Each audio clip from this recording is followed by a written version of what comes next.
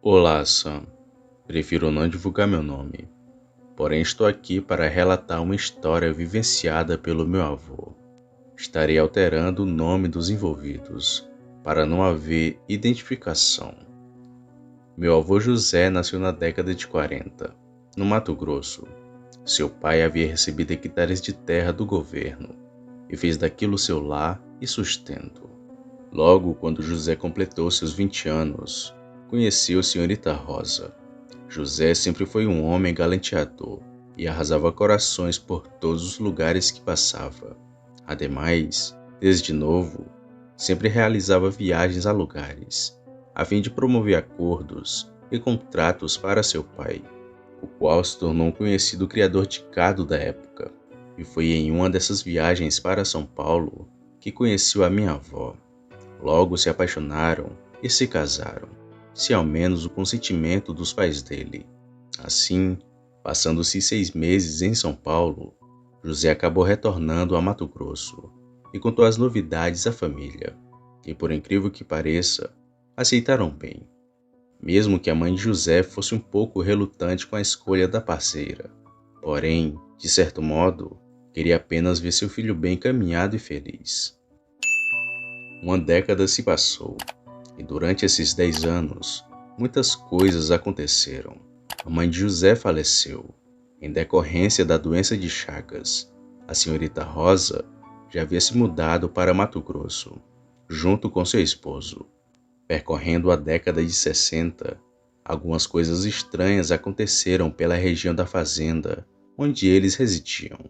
Muitos eram os comentários de um suposto vulto negro rondando as estradas de terra e fazendas da localidade, e avistamentos de uma suposta bola de luz que aparecia em volta da floresta.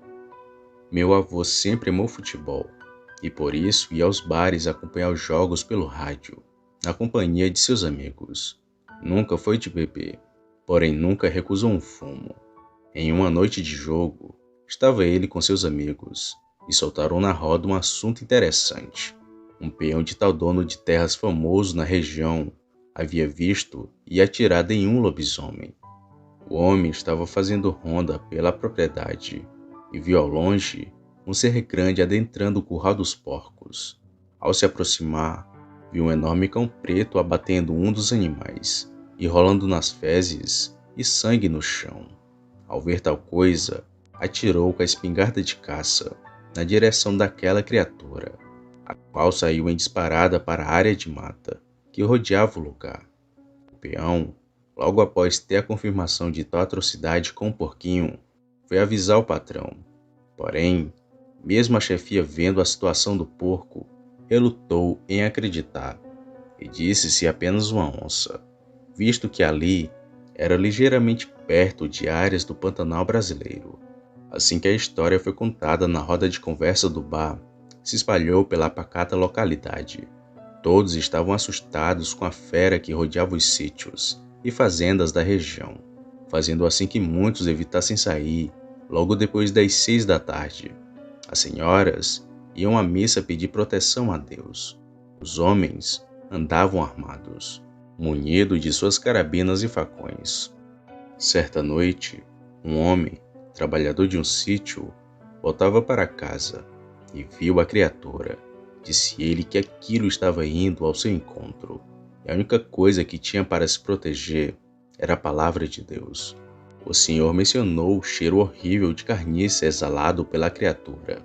Ademais, seu enorme corpo envolto de pelos longos e negros que pareciam estar molhados. Disse o homem que passou pela criatura correndo, orando o Salmo 91, e seguiu assim até chegar em casa. Assim que adentrou sua residência, contou o acontecido à mulher, a qual espalhou para todos os conhecidos no dia seguinte. Mesmo não tendo as tecnologias de hoje, não há forma melhor que a fofoca para espalhar a notícia.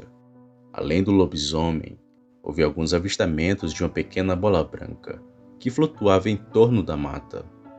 Um dos funcionários do meu avô viu e a descreveu sendo quase fluorescente, ao ponto de iluminar tudo em volta. Para eles, era mau presságio, talvez de morte. Mas isso é o mais interessante de toda a história. pois após qualquer avistamento do lobisomem, via-se essa bola branca. Enfim, quase no fim da quaresma, o padre da localidade decidiu realizar a missa de encerramento, que seria feita na fazenda do meu avô. Ademais, houveram muitos preparativos para tal ocasião, e um deles foi a produção de tecidos e sedas para a costura de toalhas bordadas para a missa. Minha avó sempre foi uma costureira de mão cheia e optou por fazer sozinha todos os bordados, porém precisava pegar o material na cidade. Logo de manhã, meu avô se pôs na estrada em seu cavalo para ir até o banco e logo depois pegar os panos. Após resolver tudo, estava ele voltando para casa. Era por volta das 5 da tarde. Não se preocupou com o horário, pois sempre andava armado e não acreditava nas histórias. Sempre foi um homem cético, mesmo sendo católico praticante. Ao passar por um enorme pasto com animais soltos, se dirigiu a um caminho estreito rodeado por floresta tropical virgem. Chão de terra batido, mão única, e os dois lados era pura vegetação. Por volta das 6 horas, já com entardecer, apertou as rédeas e optou por ir mais rápido com o cavalo, a fim de adiantar o percurso. Assim que passou por uma encruzilhada, viu debaixo de uma árvore uma besta. Primeiro achou ser um potro sentado, porém, ao se aproximar mais, viu um enorme cachorro. Descreveu sendo magro, porém seus músculos eram definidos, cobertos por longos pelos negros, sujos com terra e lama, e falhados também. Seus olhos pareciam refletir a luz da lua, como olhos de gato, e eram amarelados. Suas orelhas eram enormes e caídas, e por fim, um mau cheiro insuportável de carniça que sufocava o ar. O animal se posicionou em 4 patas assim que percebeu a presença do meu avô, e se pôs a observar cada movimento e aproximação dele. Como disse mais acima, a estrada era de mão única, e não tinha retorno, então era passar pelo animal ou voltar para a cidade.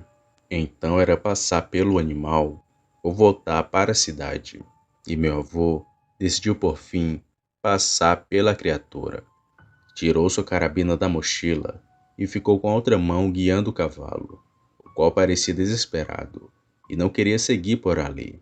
Porém, mesmo com ressalvas, foi se aproximando cada vez mais, rezando tudo o que conhecia e até inventando umas orações ali na hora mesmo.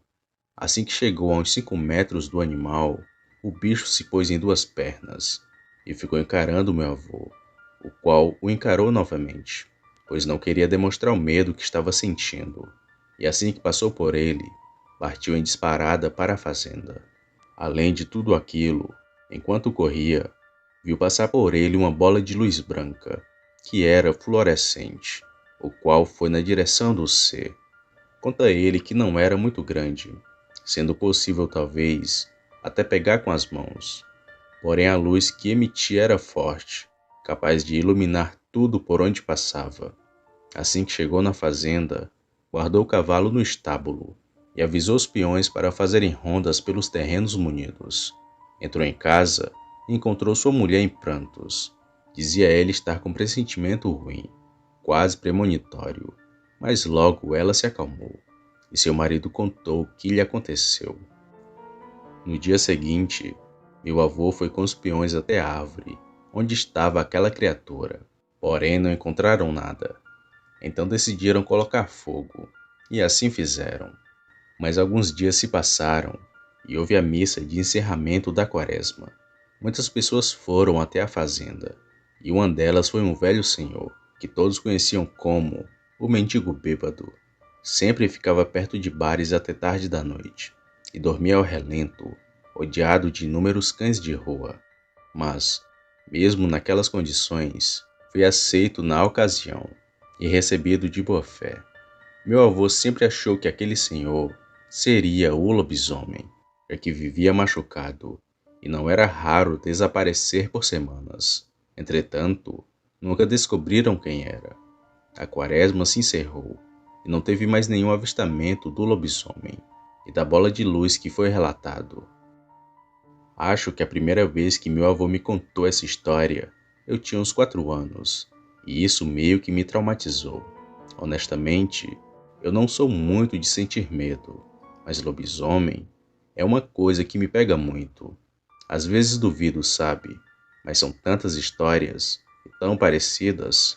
Acho muito estranho também o fato da luz, pois já ouvi alguns outros relatos envolvendo lobisomem e orbes luminosos, mas não sou capaz de fazer uma ligação para estabelecer algum sentido nisso tudo. Enfim, hoje meus avós já são falecidos, porém ainda lembro de inúmeras histórias deles, envolvendo assombrações e até criaturas mitológicas. Mas deixo para uma próxima vez. Boa noite.